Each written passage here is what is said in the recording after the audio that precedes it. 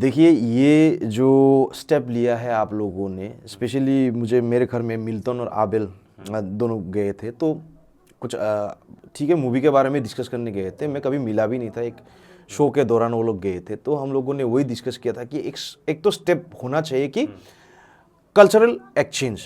ठीक है, हम लोग मूवी वही है, हम लोगों का मूवी आपके कोकबोरो में आए, यहाँ पे देखे, आप लोगों का मूवी हम लोग के वहाँ पे जाएगा। तो ये एक्चुअली एक स्मॉल स्टेप, हम लोग एक पहला कदम रख रहे हैं जो आगे जाके शायद ये अपना वो एक दरवाज़ा खोलने का कोशिश करेगा।